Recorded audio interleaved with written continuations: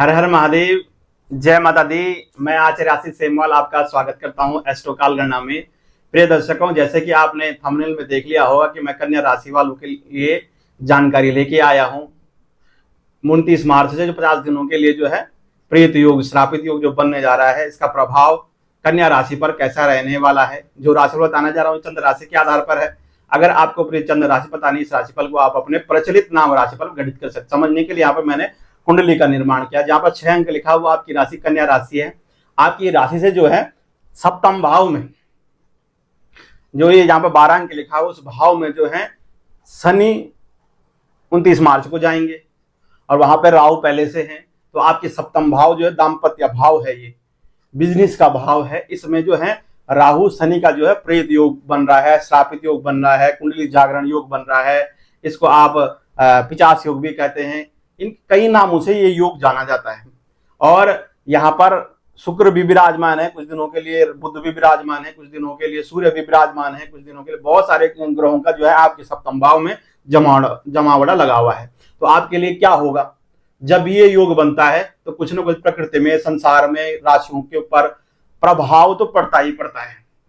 वो आगे जा करके व्यक्ति के जीवन में परेशानी खड़ा करता है। तो आपको क्या सावधान रहना चाहिए, इस समय को क्या करना चाहिए जिससे आपके जो है जीवन में जो समस्याएं न आए और परेशानी ना आए और आप उन्नति करें, आपका व्यापार बहुत अच्छा चले, दाम्पत्य जीवन में परेशानी ना हो। उसके लिए देखिए, आपके सप्तम भाव में जो योग बन रहा है, ये जो है साधना करने का समय है। राहु शनि जो जब एक साथ बनते हैं, तो ऐसे समय में अगर कुंडली जागरण मैंने आपने साधना कर दी, आपने 50 दिनों के लिए, इस समय जो है 50 दिनों के लिए बन रहा है। वैसे तो ये कभी 1 साल के लिए बनता है, कभी 1.5 साल के लिए बनता है।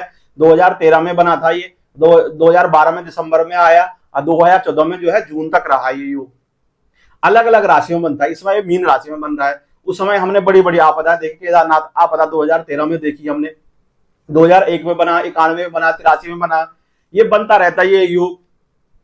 तो इस समय जो है, इस समय के जो जातक हैं या जातिकाएं हैं जिनकी कुंडलियों में ऐसे योग बने हुए हैं, इस समय वो है शांति करने का भी है कि अगर आपने इस योग में जो है पूजा पाठ कर दी, इनके लिए जो है जप तप करवा दिए, तो ऐसे अवस्था में व्यक्ति जो है उन्नति करता है। तो ये समय जो है आपको साधना करने का है, अपनी इच्छा को पूर्ति करने का है। कन्या राशि वालों के लिए कहूं, अगर आपने इस समय जो है ये काम कर दे, जो उपाय मैं आपको बताऊंगा, जो साधनाएं मैं आपको बताऊंगा, और आपने कर दिए, तो आपकी जो है मनोकामनाएं, जो कामनाएं आपने बहुत लंबे समय सोच रखी हैं, कामनाएं पूरी नहीं हो रही हैं। लगातार आप कुंडली के बारे में जानकारी लेते रहते हैं, देखते रहते हैं, प्रेडिक्शन देखते रहते हैं, अनेक ज्योतिषाचार्यों को देखते रहते हैं, लेकिन आपके मन को संतुष्टि नहीं मिल पाती है। क्योंकि कुंडली गोचर के प्रभाव से और अपनी कुंडली के प्रभाव से व्यक्ति को फल मिलता है। किसी की दशाएं कुछ होती हैं, किसी कुंडलियों में कैसे ग्रह होते हैं, उसके बच्चों के ग्रह कैसे होते हैं, उसके माता पिता के ग्रह कैसे होते हैं, तो सभी ग्रहों को मिल करके एक जो है व्यक्ति के जीवन में एक कुछ मिलने का योग बनता है। तो इस समय आपने उन चीजों पे नहीं जाना है। आपके लिए ये समय जो है विशेष रूप पे, क्योंकि नवरात्र भी आ रहे हैं और नया साल भी लग रहा है, जिस पर बसंत आ रहे हैं, फूलों में पत्ते आ रही हैं, ऐसे आपके जीवन में भी खिल जाए, आपके जीवन में चमत्कार हो जाए, इससे बड़ा क्या हो सकता है। इसके लिए आपने जो है माता रानी के नवरात्रों में 9 दिन तक माता रानी के पाठ करें, या अपने आप स्वयं पढ़ें, देवी के स्तोत्र पढ़ें, कवच पढ़ें, अर्गला पढ़ें, कीलक पढ़ें, और निरंतर जो है सुबह शाम के टाइम में ये काम करें। और जो है काम से दूर रहें, काम वासनाओं से इस समय दूर रहें। अगर ये योग में अगर आपने काम वासनाओं में समाप्त कर दिया, क्यों ये काम वासना करने का समय भी, अगर आपने कामुक होकर के आपने अपने चरित्र को खराब कर दिया, तो आप जो है स्थापित हो गए, या आपने किसी से विवाद कर दिया, या आपने पुराने विवादों को सामने ले आए। इन 50 दिनों में आपने पुराने विवादों को भी सामने नहीं लाना, किसी से झगड़ा नहीं करना है। जो विवाद किसी से हो चुके हैं, गड़े हुए मुर्दों को नहीं उखाड़ना है।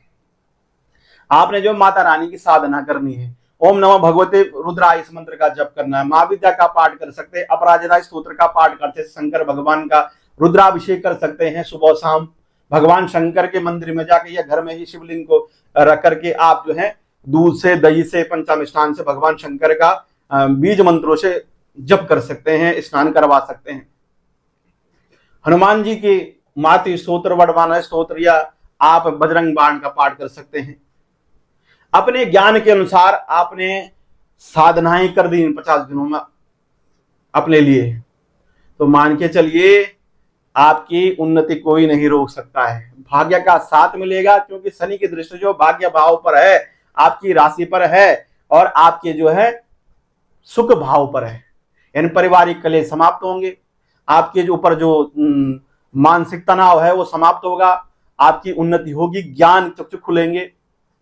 चाहे वो डॉक्टर हैं, चाहे वो शिक्षा क्षेत्र में हैं, चाहे वो सेना में हैं, चाहे वो व्यापारी हैं, चाहे वो प्राइवेट सेक्टर में नौकरी करते हैं, चाहे वो सरकारी विभागों में, चाहे देश में है, चाहे विदेश में है, कहीं भी आप रहते हैं और कुछ पाना चाहते हैं इस समय, क्योंकि अगर आप करेंगे नहीं, विवाद करते रहेंगे, तो इस योग में आप श्रापित हो जाएंगे और श्रापित हो जाएंगे तो आपकी जो है आने वाले दिनों में जो है आपकी गति जो है धीरे धीरे रुक जाए। क्योंकि 29 मार्च को जो है ग्रहण भी है, लेकिन भारतवर्ष में तो नहीं है, विदेशों में है, लेकिन ग्रहों के आधार पर ग्रहण योग तो बना हुआ है।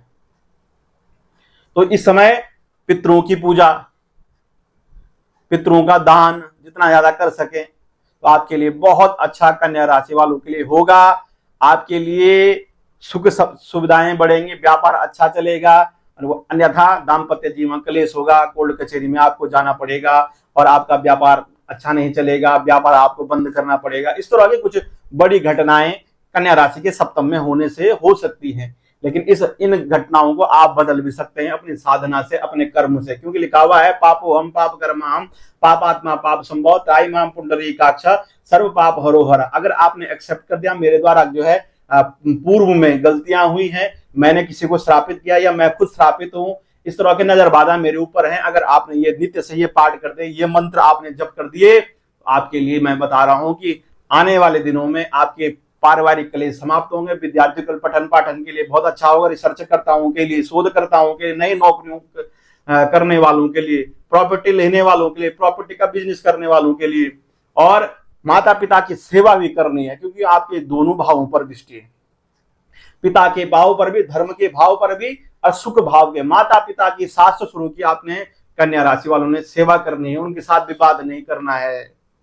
अगर आपने ये कर दिया, अपने बड़े बुजुर्गों के साथ प्रेम से रह गए, उनका दिल जीत लिया आपने, तो कन्या राशि वालों को परास्त करने वाला कोई नहीं है। आने वाले दिनों में सुख सुविधाओं से आप लेस हो जाएंगे और आपकी उन्नति बहुत अच्छी होगी। जो विदेश में भी है, विदेश जाने के रास्ते खुलेंगे, जो जाना चाहते हैं वो विदेश के रास्ते खुलेंगे उनके, क्यों साधनाओं से ऐसा ही होता है। जो सच्चा जो कुंडली देखते हैं, हम कुंडली देखते हैं तो हम पहले ही अनुभव कर देते हैं उस चीज को, लेकिन कुछ बातें बताई जाती हैं, कुछ बातें नहीं बताई जाती हैं।